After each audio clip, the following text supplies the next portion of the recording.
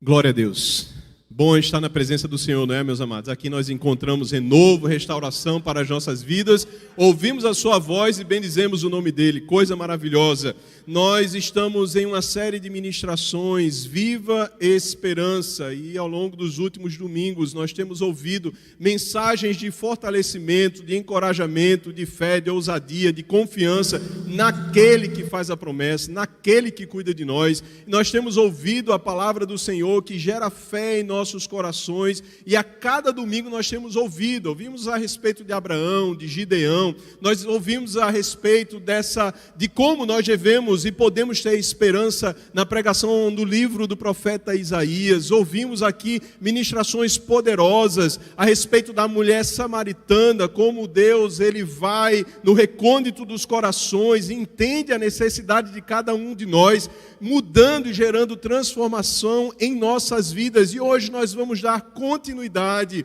nessa série de ministrações Viva Esperança, baseada no livro de 1 Pedro, capítulo 1, versículo 3. Porque Cristo, segundo as suas grandes misericórdias, nos gerou de novo para uma viva esperança, segundo a ressurreição do Senhor Jesus Cristo. Glória a Deus, nós temos uma viva esperança, nossa esperança ela não está morta. Hoje nós vamos ministrar baseado no livro de Salmos, capítulo 42. Você possa abrir a sua Bíblia. E é bem sabido que nos dias atuais nós sabemos que todos os organismos de saúde pública informam-nos que a saúde, o problema, na verdade, a doença do século, o mal do século é a depressão.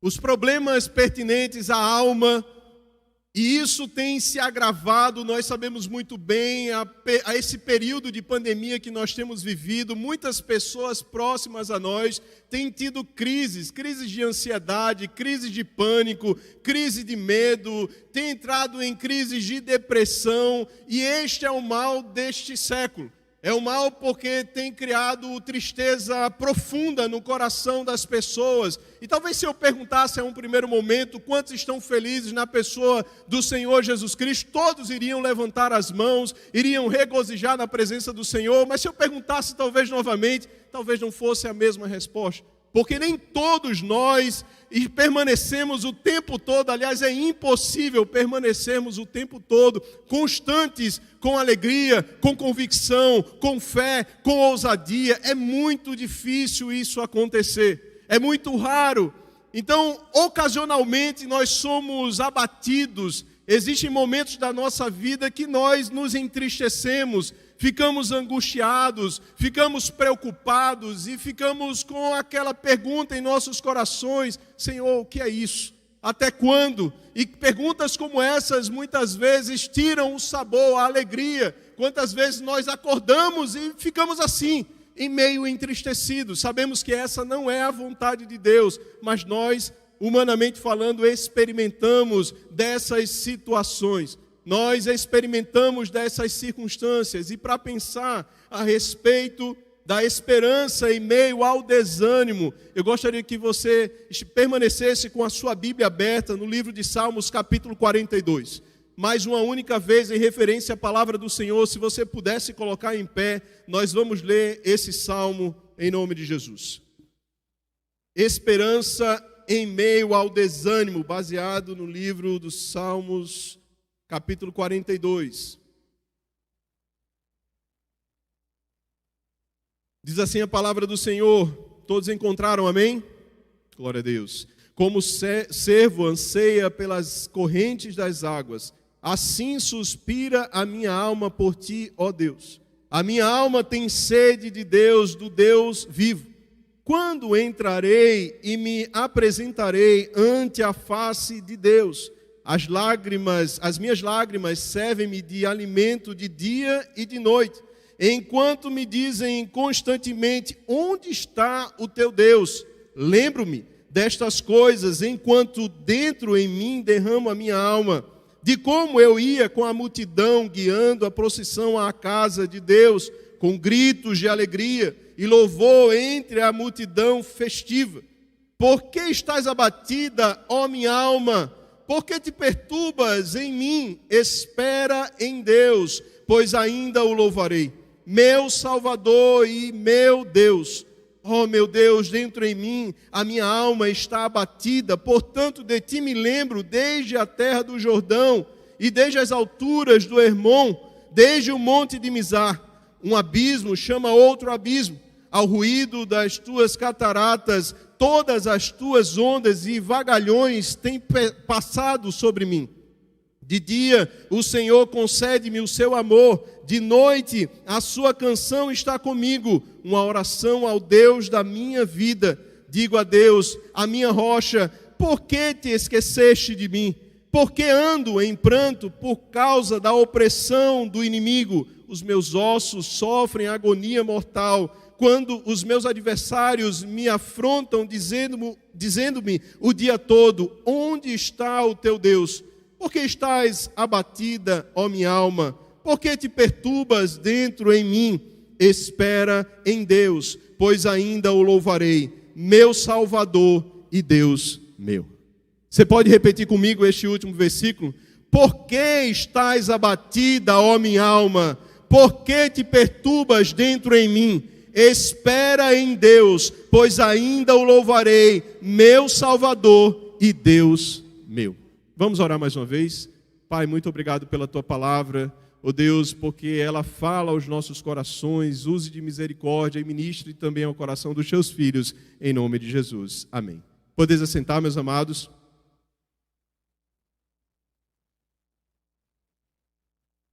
O Salmo 42, ele foi escrito por alguém que estava claramente com a sua alma amargurada, com a sua alma, assim, terrivelmente triste, abatida. Ele não era uma pessoa que estava nos seus melhores dias, por assim dizer, ele estava de fato amargurado. E alguns comentaristas vão inclusive afirmar que o autor deste capítulo chegava a estar em uma depressão profunda, em um momento de grande e terrível tristeza. Os Salmos 42 e o Salmos 43, eles estão interligados. Haja vista que você percebe que não existe um título e a mesmo refrão está também presente no último versículo do capítulo 43. São os Salmos dos filhos de Corá. Os filhos de Corá, eles serviam na tenda do Senhor, eram ministros de louvor, e eram estes homens que estavam ali escrevendo a respeito dessa grande angústia que agora eles estavam passando. É interessante pensarmos a respeito disso, porque esses homens de Deus que estavam servindo, estavam adorando na casa do Senhor, eles não estavam isentos de passar por tristezas, por abatimentos e por angústia. Da mesma forma, nenhum de nós estamos isentos de passar por essas situações. Sabemos que nós passamos por elas porque temos vivenciados ao longo da caminhada com Deus. E nós percebemos claramente isso, por mais que nós busquemos ao Senhor, por mais que estejamos em consagração, numa busca por santificação, nós estamos sujeitos a esses abatimentos. E nós temos alguns exemplos na Bíblia a respeito de grandes homens de Deus que estiveram com as suas almas abatidas. Poderíamos começar por Moisés, o grande libertador do povo de Deus. Quando ele vê aquela grande multidão murmurando contra o Senhor, por causa do maná, a provisão do Senhor para o sustento, o alimento deles, eles começam a murmurar, e então Moisés ele vai clamar: Senhor, é pesado demais esse jugo, eu não aguento todo esse povo murmurando, vem cá, por acaso eu gerei toda essa multidão. E naquela ocasião, em Números capítulo 11, versículo 15, ele pede: Senhor, se assim fazes comigo, mata-me, peço-te, se tenho achado graça aos teus olhos, e não me deixes ver o meu mal. Moisés passou por uma grande angústia, a chegar a esse ponto, a esse momento em que ele pede para que o Senhor tire a sua própria vida. Podemos ver o exemplo do ousado profeta Elias, homem de Deus, que confrontou os profetas de Baal. E em seguida ele passou por um momento terrível, angústia, adentrando em uma caverna e lá permanecendo. E ele vai proferir no primeiro livro de Reis, capítulo 19, versículo 4. Ele, porém, foi ao deserto, caminho de um dia, e foi sentar-se debaixo de um zimbro, e pediu para si a morte, e disse: já basta, ó Senhor, toma agora a minha vida, pois não sou melhor do que meus pais. Lembremos que o profeta Elias chegou a afirmar: só eu restei. Ele estava se equivocando. O Senhor sempre tem os seus que estão reservados, mas o fato é que o profeta Elias também passou por uma grande angústia de alma, chegando a esse ponto de pedir para que Deus tirasse a sua própria vida. Davi, o homem segundo o coração de Deus, após pecar, ele também passa por um sentimento de culpa extremo. Em Salmos capítulo 38, versículo 8, ele vai afirmar: estou fraco e muito quebrantado, tenho rugido pela inquietação do meu coração. Inquietação do coração, a angústia, a perturbação que ele estava vivenciando. Podemos olhar ainda para o profeta Jonas, mediante a sua desobediência, mediante a sua postura, ele vai falar algo para o Senhor em Jonas capítulo 4, versículo 3, peço-te, pois, ó Senhor, tira minha vida, porque melhor me é morrer do que viver. O apóstolo Paulo, o grande apóstolo do Novo Testamento, o homem que escreveu praticamente toda a doutrina da igreja do Senhor Jesus Cristo, escreveu na segunda carta aos Coríntios, capítulo 1, versículo 8, porque não queremos, irmãos, que ignoreis a tribulação que nos sobreveio na Ásia, pois que fomos sobremaneira agravados mais do que podíamos suportar, de tal modo que até da vida desesperamos.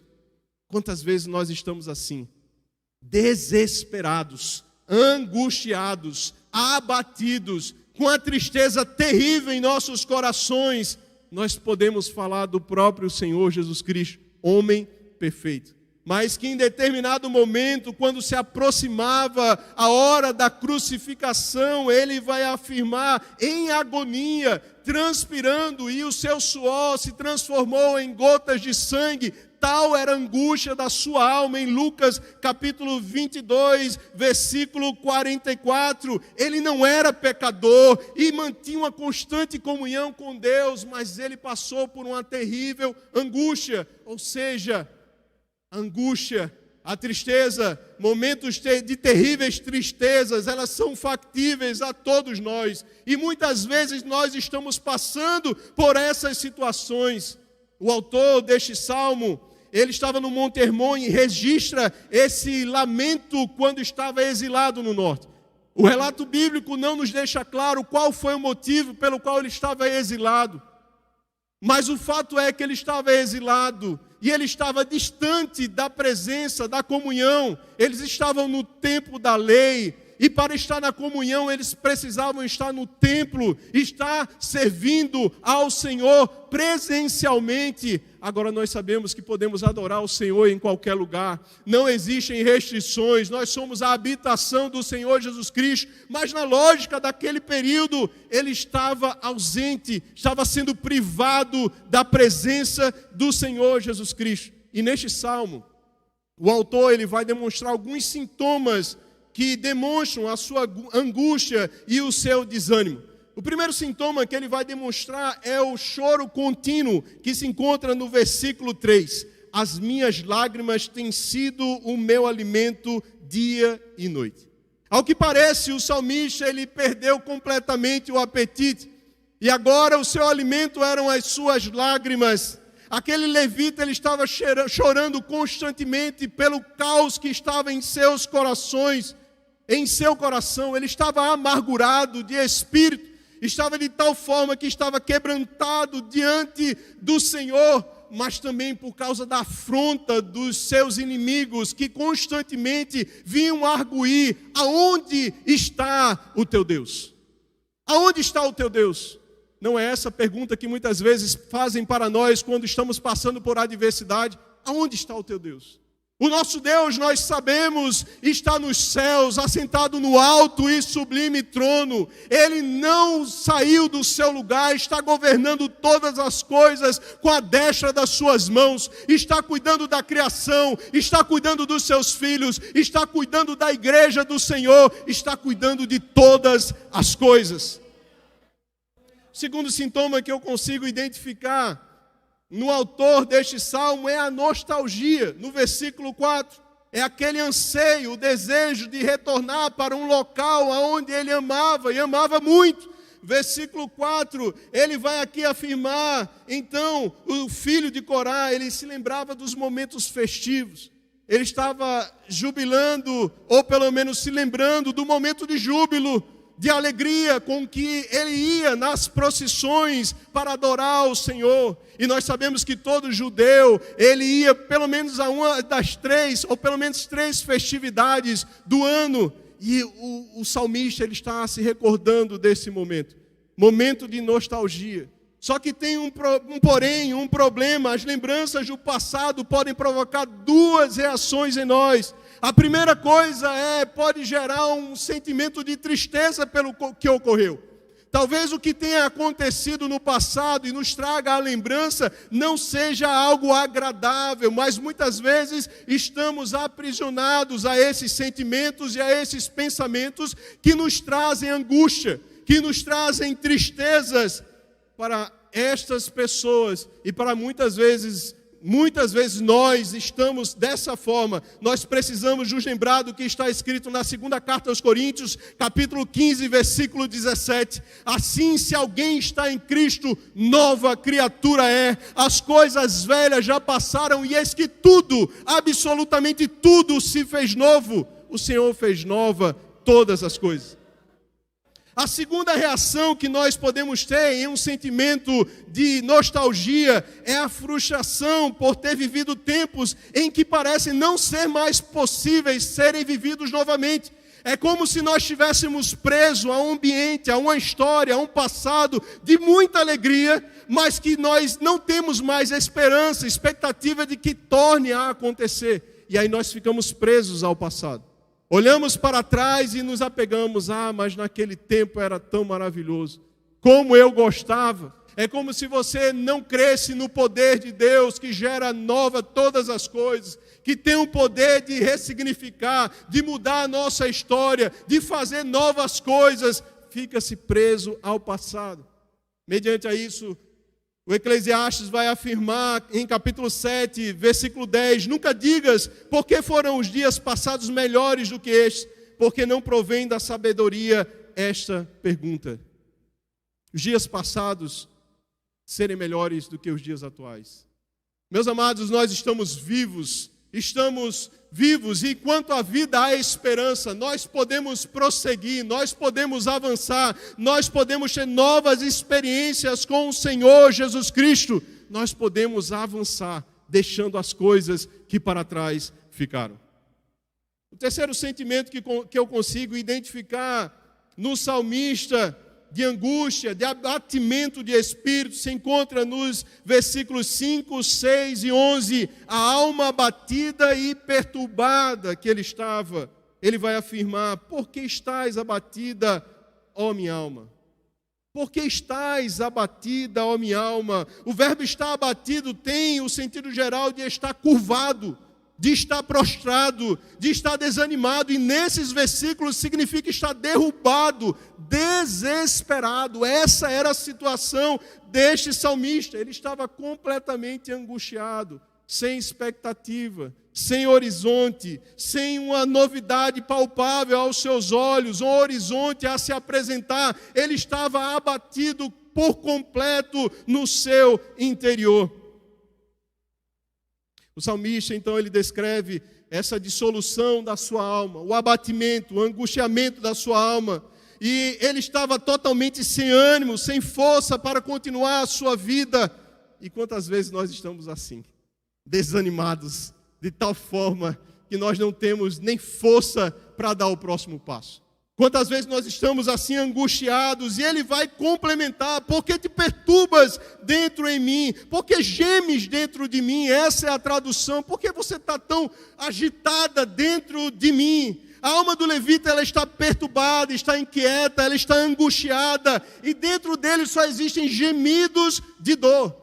Para completar, os seus sentimentos, as suas emoções agora começam a impactar no seu corpo físico.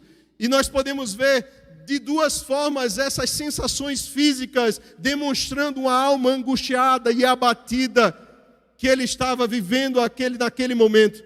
A primeira é uma sensação de afogamento. Versículo 7 diz assim a palavra de Deus: um abismo chama outro abismo, ao ruído das tuas cataratas, todas as tuas ondas e vagalhões têm passado sobre mim. É como se ele estivesse afirmando: as ondas de Yahvé me afogaram, eu estou nesse ambiente, eu não consigo respirar, eu sinto falta de ar. Inclusive é um sintoma que acomete muitas pessoas que sofrem de ansiedade. Falta de ar. Aquela ansiedade que o angustia de tal forma que ele está perturbado e ele não consegue sequer respirar. A segunda sensação física que ele sentia está no versículo 10. Os meus ossos sofrem agonia mortal. Tal era o abatimento deste homem. Ele está descrevendo o despedaçamento por completo. É isso que diz a palavra no original, dos seus ossos. É uma referência às suas fortes dores físicas. Ele está angustiado por demais. Ele estava falando a respeito de uma ferida mortal, de algo que ele está demais entristecido diante do Senhor. Por quê? Por causa dos insultos, por causa dos questionamentos que estavam lhes fazendo. Aonde está o teu Deus nesse momento de angústia? Aonde está o teu Deus? No versículo 11 vai se repetir essas palavras hostis daquelas pessoas críticas que estavam ao lado dele, agora entraram na sua mente, assediaram o seu coração, e a sua alma está completamente doente. Ele está doente por dentro, que acaba resultando em características no seu corpo físico, mas ele está doente. E quando a alma está doente, o corpo adoece. O que é que a palavra do Senhor afirma? O coração alegre aformoseia o rosto. Mas quando também o coração está entristecido, misericórdia. Como é terrível nos relacionarmos com pessoas que estão com o coração completamente entristecido. O Salmo 42, porém, meus amados, não é apenas um relato de um homem que está murmurando contra Deus, contra a situação. Não é apenas um relato de uma pessoa que está angustiado e depressivo. É também um canto daquele que busca o auxílio do Senhor Jesus Cristo. É uma expressão de adoração, é a expectativa de alguém que tem fé em Deus, de que Ele tem poder de mudar aquela situação, de alguém que está sofrendo, perdeu a alegria, porém não perdeu a esperança. E é sobre isso que eu quero falar. Não sobre todas essas características de tristeza, de abatimento, é sobre essa expectativa de esperança, que mesmo em momento de grande tristeza e de abatimento, nós podemos colocar em prática em nossas vidas. Nós podemos, em momento de dor, de grande angústia, ter esperança. E é isso que o salmista, então, ele está nos ensinando também neste salmo, como ter esperança em meio ao desânimo. Primeiro ponto que eu quero destacar nesta reflexão está no versículo 1 e o versículo 2. Acompanhe na sua Bíblia. Como o servo anseia pelas correntes das águas, assim suspira a minha alma por ti, ó Deus. A minha alma tem sede de Deus, do Deus vivo. Quando entrarei e me apresentarei ante a face de Deus? Primeiro ponto a destacar é que em um momento de desânimo nós precisamos ter sede de Deus. Quando você está angustiado e entristecido, não é para nós ficarmos enclausurados em nós mesmos e acharmos que iremos conseguir sair daquela situação com as nossas próprias forças. Mas, pelo contrário, o salmista, em meio a tanta angústia, ele estava com sede de Deus. E ele vai usar aqui a figura da coça. A coça, nós sabemos, é aquele animal que ele percorre quilômetros ansiando por água. Nas terras áridas do deserto, ele percorre quilômetros e quilômetros, ansiando e sentindo o cheiro das águas. Há, inclusive, quem argumente que nos locais onde fazem aquedutos debaixo da terra, os cervos eles vão seguindo aqueles aquedutos, mas sem conseguir encontrar a fonte, o manancial de onde aquela água está. Mas eles conseguem perceber, mesmo embaixo da terra, a água está ali presente. E ele vai falar: a minha alma tem sede de Deus, do Deus vivo. Quando irei e me verei perante a face do Senhor? É o anseio que todos nós precisamos ter no momento de angústia. Está na presença do Senhor Jesus Cristo. E eu não sei se você já passou por experiências assim. Eu já passei por algumas. Muitas vezes o que é que nós fazemos? Nós não queremos ou não temos forças de estar na presença do Senhor. Fazemos justamente o contrário do que o salmista ele está nos ensinando. Ele estava com sede, com anseio de se relacionar, porque ele sabia que só em Deus ele podia ter resposta para a sua necessidade, a sede da sua alma, a angústia que ele estava passando. Em Deus estava a resposta, assim como está a resposta para mim e para ti nos momentos de desânimo. Então, ao se referir a Deus como Deus vivo, ele provavelmente está fazendo menção de Jeremias capítulo 2, versículo 13, aonde afirma que o Senhor, Ele é o Deus da água viva. Ele é o Deus, é dele que procede a água que sacia a nossa sede. Com certeza o salmista está trazendo à sua memória essa passagem bíblica, Jeremias capítulo 2, versículo 13, e também Jeremias 17, versículo 13. A sede da coça é saciada pelas correntes das águas. Do mesmo modo que a sede espiritual das nossas vidas será saciada ou serão saciadas pelos rios das águas vivas que brotam de Deus. Portanto, nós precisamos correr em direção a essa presença gloriosa para ter a nosso coração, o nosso ser, o nosso interior preenchido pelas águas que saciam a nossa sede. E não adianta procurar em outras fontes de água, outras experiências. Muitas pessoas que não conhecem a Cristo estão correndo através dessas experiências para saciarem as suas sedes, as suas necessidades, em soluções paliativas, em concupiscências da carne, em tanta correria e afazeres, entregando-se ao trabalho demasiado. Muitos têm tentado saciar a sua sede em entretenimento e prazeres e tantas outras coisas. Outros chegam a se afundar em medicações, se tornando até dependentes. Outros chegam ao estágio último de chegar a tentar tirar a sua própria vida através do suicídio. É o estágio último, onde as pessoas não veem mais esperança, e por causa disso, já que não tem esperança, não tem saída para essa minha angústia, eu vou acabar com tudo, e ali encerram as suas vidas. Mas João capítulo 4, versículo 14, vai nos afirmar: mas aquele que beber da água que eu lhe der, nunca mais terá sede. Realmente a água que eu lhe der, se fará nele uma fonte de água que jorra para a vida eterna. Existe uma fonte de água no Senhor, e que só Ele pode dar, e que vai saciar por completo o anseio das nossas vidas. Ainda em João capítulo 7, versículo 38, nos diz: aquele que crer em mim, do seu interior fluirão rios de águas vivas.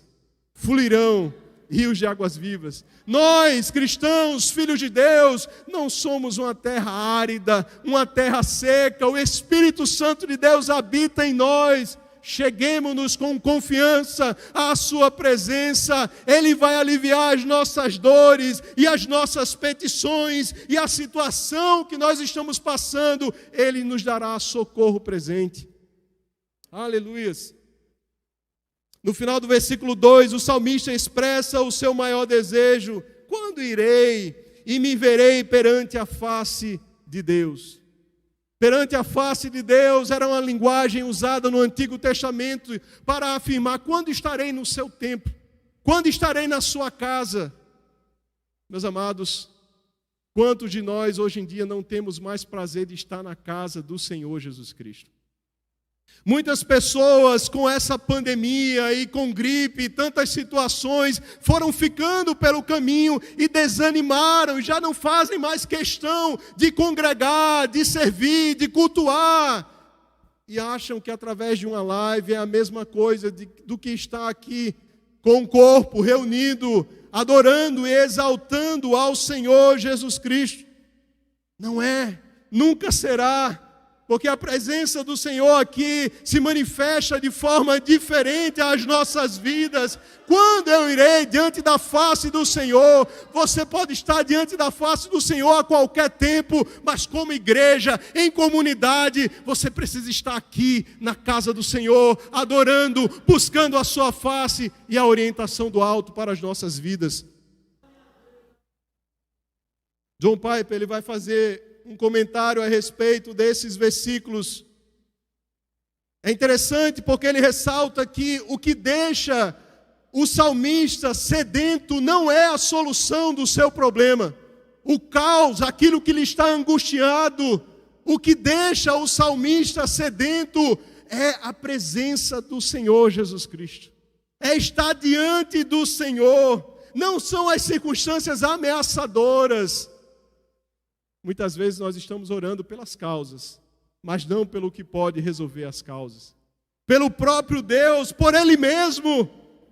Não é simplesmente para que Ele traga uma solução mágica, mas é por um relacionamento mais íntimo, mais profundo e mais próximo. É Deus por si próprio e nada mais. Esse era o anseio do salmista. Ele não está pedindo para que Deus acabe com os seus inimigos que estão colocando dúvida na sua fé. Ele está pedindo: Deus, eu quero estar na tua presença. Eu quero estar na comunhão dos santos. Eu quero participar desse momento especial do culto em adoração a Ti. Até quando, Senhor, tudo isso que eu estou passando vai me privar da Tua presença? Qual o nosso maior desejo? O alívio da dor ou a presença de Deus? Qual é o anseio da nossa alma? O que é que palpita em nossos corações? Quais são os motivos das nossas petições? E talvez justamente nós não tenhamos conseguido aquilo que mais queremos, porque não temos desejado aquilo que mais precisamos. Não temos desejado o que mais precisamos, que é a presença do Senhor Jesus Cristo. Moisés, ele vai afirmar: Senhor, se a tua presença ela não for comigo, eu não darei um passo, eu não posso prosseguir. Eu preciso sentir o peso da tua presença na minha vida, para que eu possa conduzir esse rebanho, para que eu possa dirigir esse povo que é teu, mas o Senhor me confiou. É a presença do Senhor que faz a diferença na vida do cristão. É a presença do Senhor que traz sentido, que traz resposta, que traz alegria, que traz transformação, que traz mudança. É a presença do Senhor. Era o anseio dele. Segundo ponto que eu quero destacar: ele tinha primeiramente sede de Deus. Segundo ponto que eu destaco é que ele estava admitindo o problema. Ele estava passando por uma realidade, uma situação, mas ele estava reconhecendo. Ele estava olhando para aquela situação, mas ele não estava fazendo vista grossa para as circunstâncias que o circundavam. Ele estava reconhecendo o problema. Versículos 5, 6 e 9. O salmista, ele confessa que estava abatido e desesperado? Por que estás abatido, ó minha alma? Por que te perturbas dentro em mim? Ele estava arrebentado por dentro. Ele estava entristecido por dentro. E diante dessa situação de aflição, muitas vezes nós queremos convencer a nós mesmos de que está tudo bem. Não, está tudo bem. Tudo certo. Não é uma questão de você ter fé, de você ter confiança em Deus. A realidade, a situação em que ele estava passando era diferente. Responda sinceramente para você: você realmente está bem? Está bem com Deus? Está bem com o teu próximo? Está bem com os seus, a sua família? Você está bem? Você pode ser sincero com você neste momento? Ou você tem acordado desanimado, abatido, angustiado muitas vezes na sua vida, e você não tem encontrado resposta, e você não tem encontrado horizonte ou direcionamento para a sua vida. Aqui é diferente do que aconteceu com a sunamita. Lembremos-nos rapidamente do relato bíblico. O profeta, ele vai passando na frente da casa da mulher sunamita, e aquela mulher vê ali, vai um homem de Deus. E ela decide, juntamente, em concórdia com seu esposo, em fazer um ambiente reservado para ele. E assim o faz. E acomoda o profeta. E aí o profeta, ele se sente, de certa forma, angustiado. Como é que eu posso dar um agrado, ou, sei lá, abençoar a vida desta mulher? E ele acaba escutando o seu moço Geazi.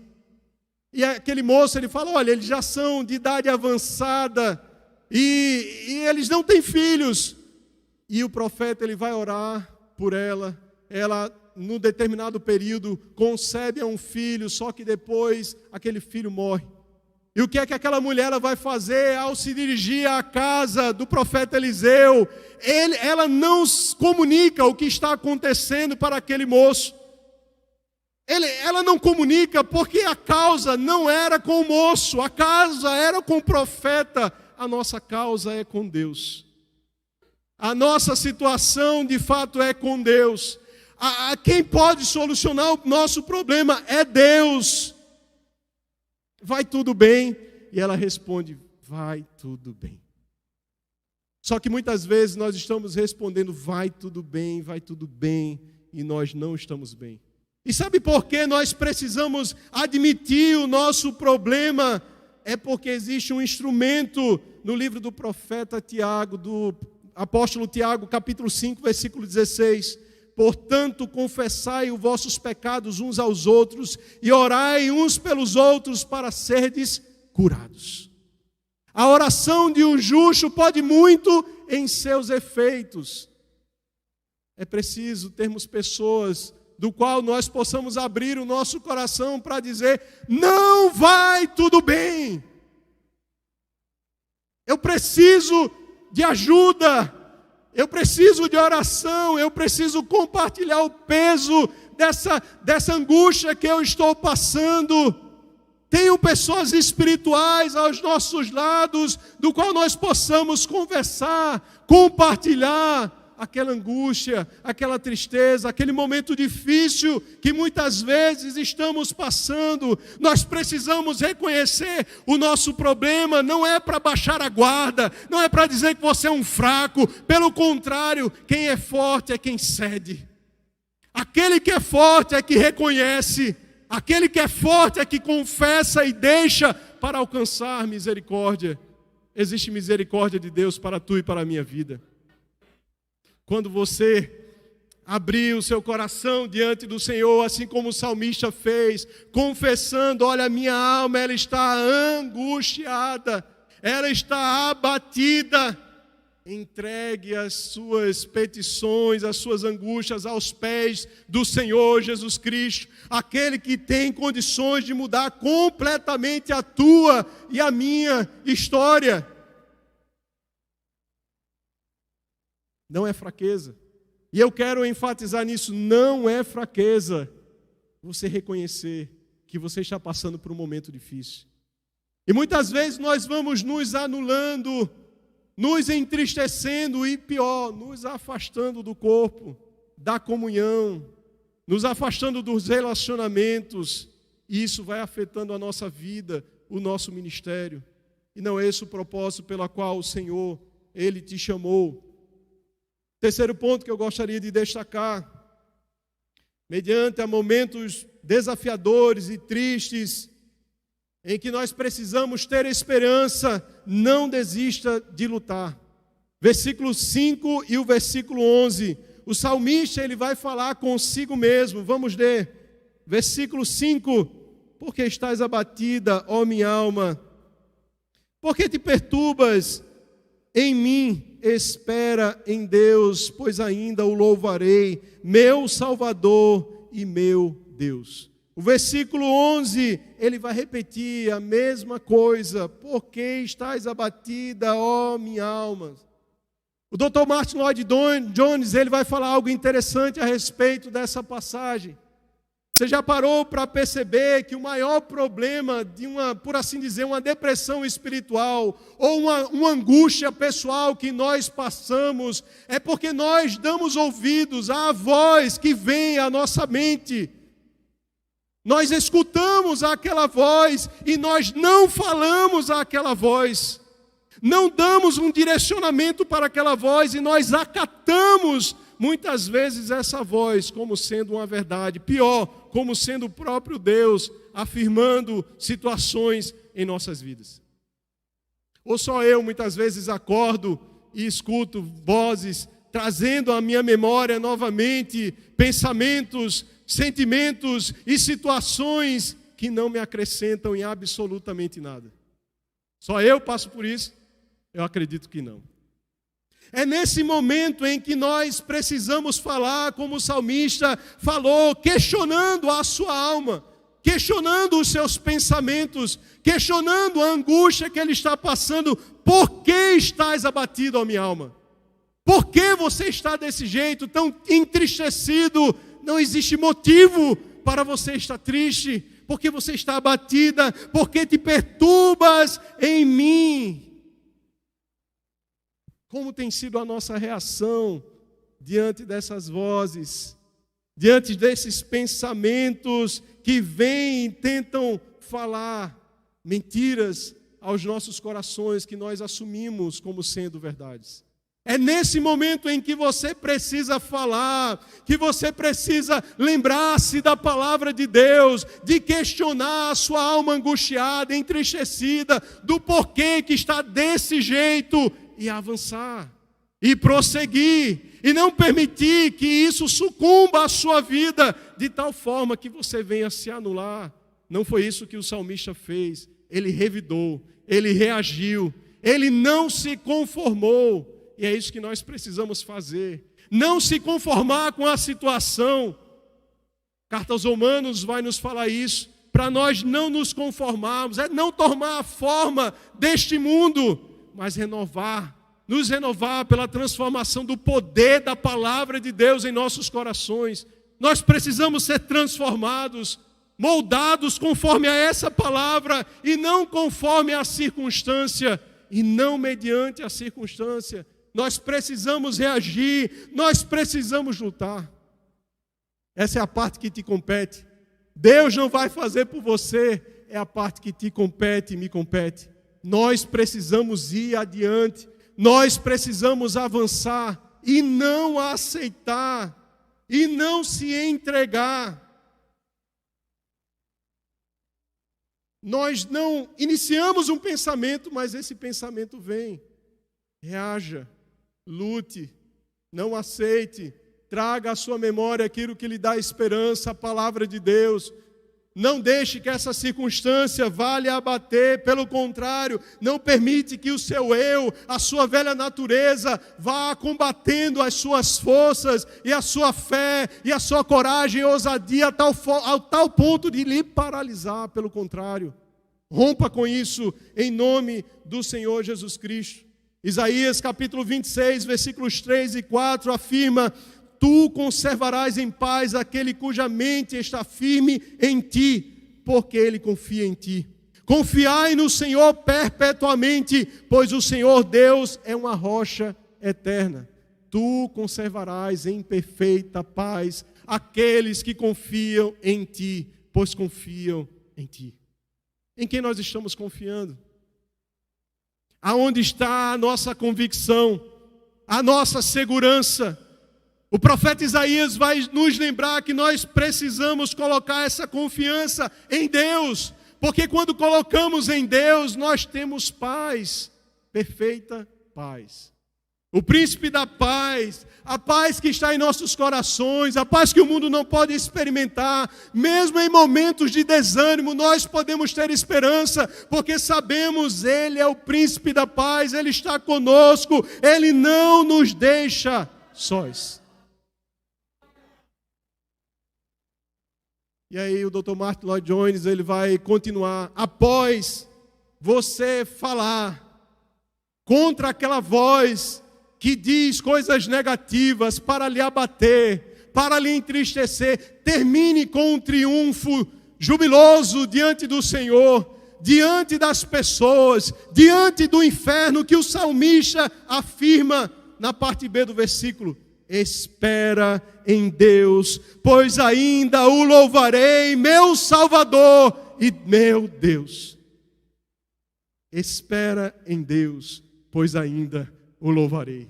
É o triunfo da cruz, é o que Ele fez por nós na cruz do Calvário, é a vitória do qual nós não estamos condenados, que não existe mais nenhum escrito de dívida contra as nossas vidas e que nós podemos sair dessa situação de cabeça erguida, olhando para Cristo, autor e consumador da nossa fé.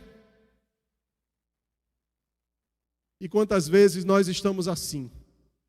Quantas vezes eu estou assim, precisando afirmar para mim mesmo: espera em Deus, pois ainda o louvarei. Espera em Deus, porque o choro pode durar uma noite, mas a alegria vem pela manhã. Espera em Deus, porque as circunstâncias parecem não dizer nada, mas os meus olhos estão fitos em Deus, em quem está a minha confiança, e eu sei por certo que Ele se levantará e trará resposta e solução para o meu coração e a minha alma.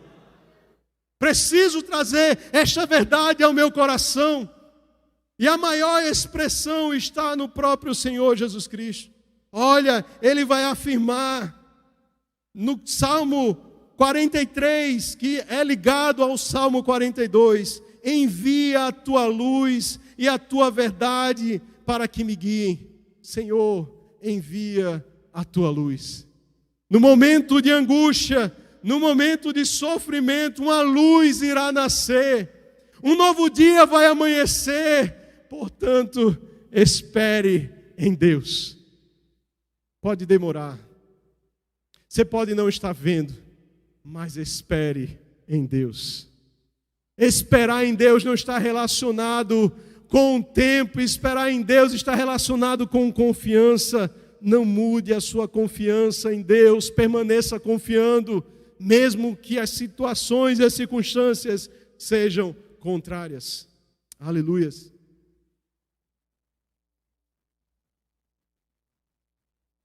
O quarto e último ponto que eu quero destacar, de motivos que nós podemos ter esperança em meio a momentos de angústia, de sofrimento, de abatimento, se encontra no versículo 8. Diz assim: de dia o Senhor concede-me o seu amor, de noite a sua canção está comigo, uma oração ao Deus da minha vida.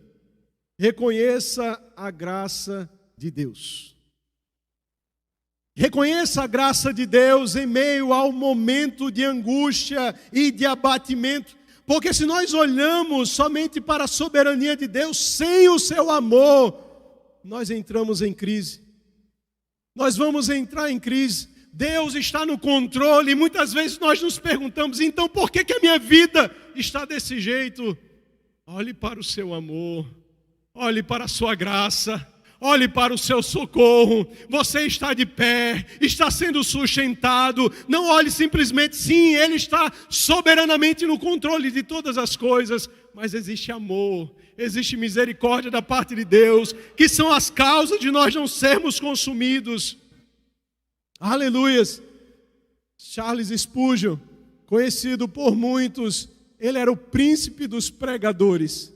Porém, Charles Spurgeon, ele passou praticamente toda a sua vida ministerial em depressão.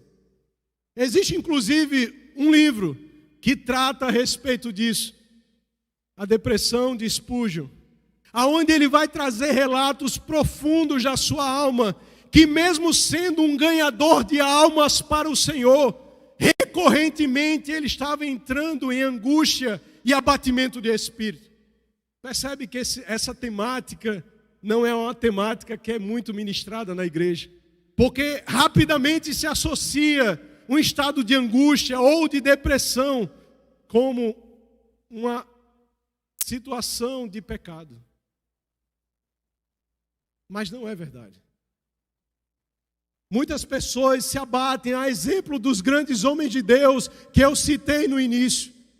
Muitas pessoas se entristecem e este homem faz uma citação: temo que toda a graça que eu recebi dos momentos fáceis e confortáveis e também das horas alegres que passei, caberia toda ela sobre uma moeda de 1 centavo.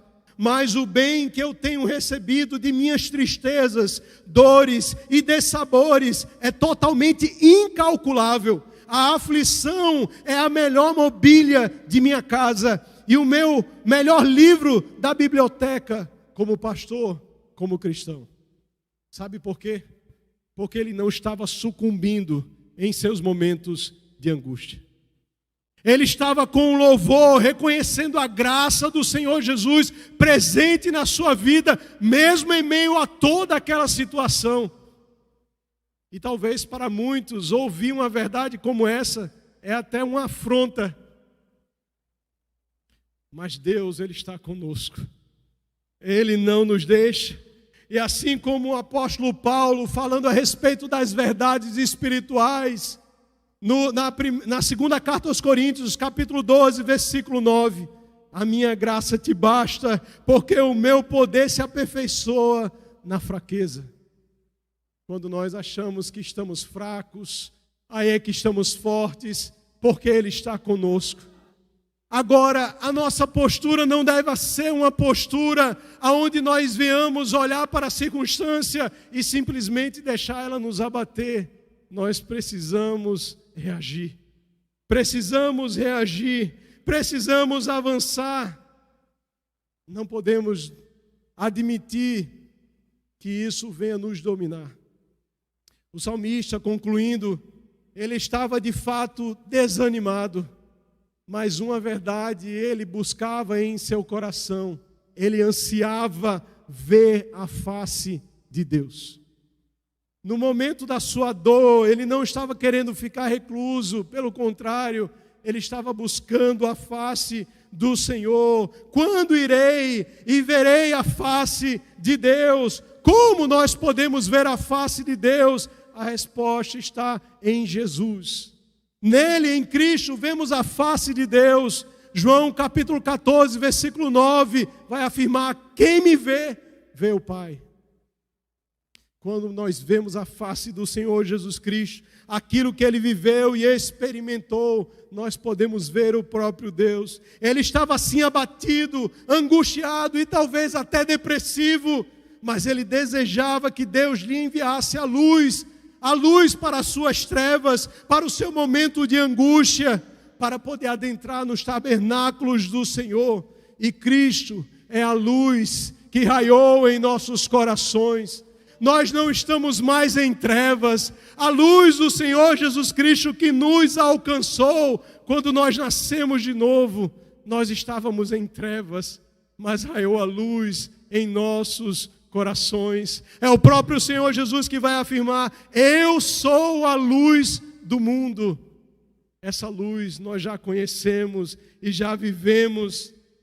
Você está passando então por um momento de angústia, momento de desânimo, momento de abatimento, que a luz de Cristo possa brilhar poderosamente em sua vida, porque Jesus, Ele é a única esperança. O livro de Provérbios, capítulo 4, versículo 18, nos afirma: mas a vereda dos justos é como a luz da aurora, que vai brilhando mais e mais, até ser dia perfeito. A luz de Deus em cada um de nós. Vamos nos colocar em pé.